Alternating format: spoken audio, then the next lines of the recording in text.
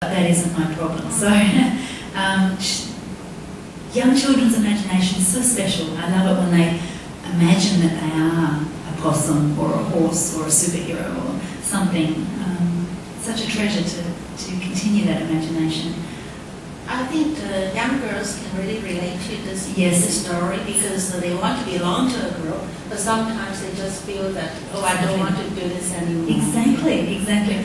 And the story is actually about friendship, and it's about a girl, and it's always girls with a friendship, I think. Boys are more straightforward. If they have a problem, maybe they shove or kick or go and play football together.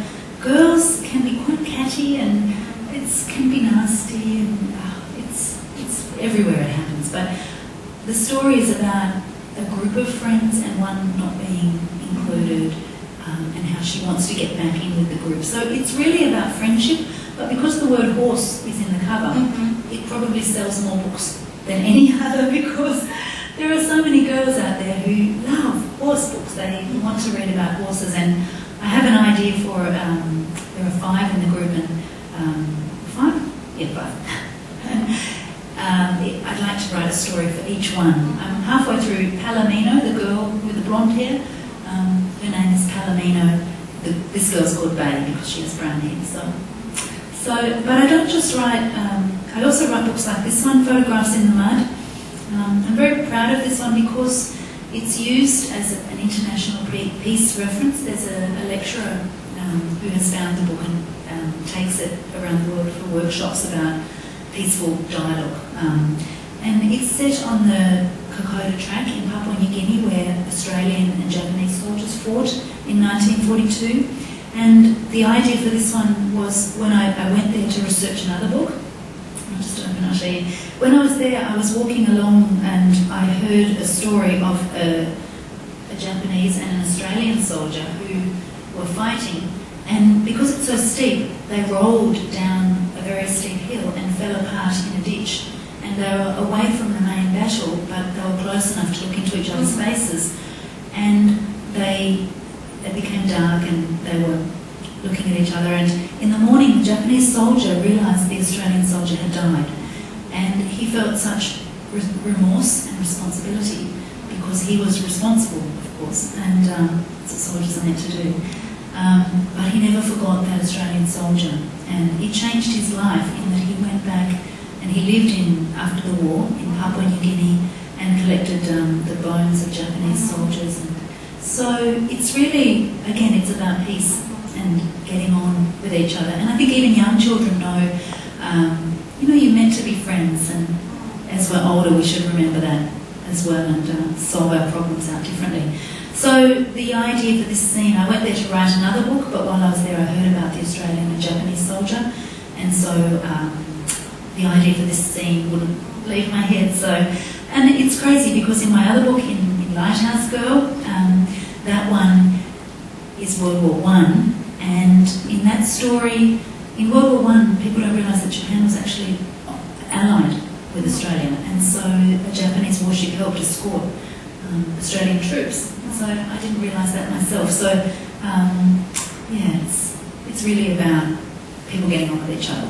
And yes, I suppose like two human beings, when they're so close together in such an unusual, difficult situation, it's difficult for them to think of themselves as enemies. That's right. And under the uniform, they both men have a family at home, and they both want to survive. And so it's really about common humanity, really. And under the uniform, they have similar things. So it's really great to see a picture book written for older readers. Thank you. There was a small print run in Japanese as well, but I'm not sure. It's very hard to think they've had so many problems over there. So those are some of the books. Then, of course, choices. There's choices for older readers about teen pregnancy, but it's, I don't like to just... Some writers only write picture books and some only write for young adults, but I tend to write across. Yes. I like to, depending on what's interesting me, I like to write, because it takes longer to write those books. So it's nice to then write some shorter ones as well. And yeah, I love my job. So since you're here, I just want to ask you to say something to the parents out there. Sure. who want the children to read more, but they find it difficult to Yes. find a way to make them become interested in reading. Yes, I think, and sometimes it's particularly the parents of boys who were readers when they were younger, and then as they reach 8 or 9, they are more interested in computer screens and maybe not so much books and reading. And I think having a reading role model is very important. So if as the parent you're saying, oh, you should read, it's really good for you, but then they're not reading, they're answering emails, then I think really it's so important if a child watches, my daughter's now 20, and it's amazing only now that she's 20 that I realise how it wasn't the things I said, you must do this, you must do that, but she's watched, and it's the things that I did. And so I always read, so reading was no problem. She always watched. And in some families you will have 3 children and 2 read and 1 don't. So it's not just that. But I think the first thing is to set an example that books are important, and that if a parent can't wait to read and they're thinking, oh, end of a long day, I'll go to bed and read my book, or I'll read on a Sunday morning, then of course children see, oh, books are valuable. And writing letters, it's old-fashioned, or postcards, writing a postcard to somebody, that words have importance. And just reading too. I think the most important thing is reading to your children. Even when they're tiny, they can hear the rhythm. It's never too early. Never too early. My partner's daughter that he read to his children, his grandchildren, before they were born. He would read stories to his daughter's tummies. They're listening inside. Yes. Oh, when they were born, they recognised his voice. Yes. Nice. Yes. But I think reading, even to babies, they hear the rhythm and the sounds, and because you're so close, like they're sitting with their mum or their dad or grandma, and it's a close nurturing. It's teaching books are special things for nice, gentle moments and funny ones as well. And it's the bonding that's very important. It's the bonding so important. You're close, they're near your heart, and then finding books together that you both love. I know my daughter and I read the Narnia series, C.S. Lewis, and for the reluctant readers, I think just keep trying. I think there are always books out there. Sometimes as the mum, you might think, this is such a good book, everybody likes this book, why doesn't my son like this book? It's maybe just not the right book for that child. And if particularly some of the boys like to read non-fiction, it's fine. You know, if they're reading about trucks or whatever it is that interests them. To start somewhere. Exactly. And a lot of men read more non-fiction, or they read biographies, and perhaps not all boys and all girls, but I think reading anything is good.